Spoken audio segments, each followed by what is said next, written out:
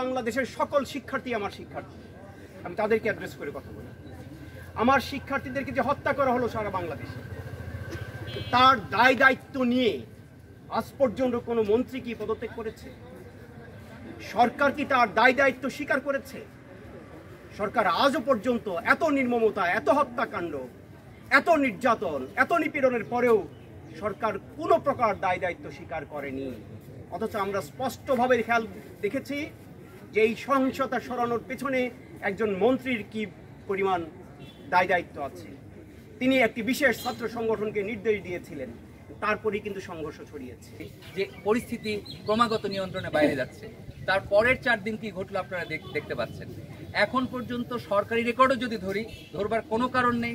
বেসরকারি রেকর্ডে মৃত্যু সংখ্যা অনেক বেশি, এবং রেকর্ড যাতে ঠিকমতো না রাখা হয় তার সর্বাত্মক প্রচেষ্টা চলছে, আন্তর্জাতিক মাধ্যম থেকে শুরু করে স্থানীয় মাধ্যমে। কিন্তু মানুষজন বসে নেই।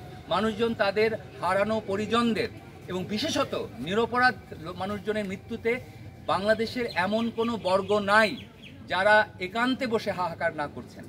কান পাতলেই সরকার আর সরকার পক্ষীয় গায়েনরা এই সমস্ত কথা শুনতে পারত। যারা আমাদের আন্দোলনের সবচেয়ে বড় বাধা সৃষ্টি করছে, যারা আজকে জনগণের শত্রু হিসেবে চিহ্নিত হয়েছে, তাদেরকে আমরা স্পষ্ট করে বলতে চাই, মুক্তিযুদ্ধের চেতনা কোনো একক দলের চেতনা নয়, স্বাধীনতার চেতনা কোনো একক দলের চেতনা নয়। স্বাধীনতার চেতনা, মুক্তিযুদ্ধের চেতনা, সাম্যের চেতনা, সারা বাংলাদেশের মানুষের চেতনা। রাষ্ট্র যখন সংকটে পতিত হয়, একটি রাষ্ট্রের যখন আমূল পরিবর্তন দরকার হয়, যেটাকে রেকটিফিকেশন বলে, তখন বিশ্ববিদ্যালয়গুলো গুরুত্বপূর্ণ ভূমিকা পালন করে।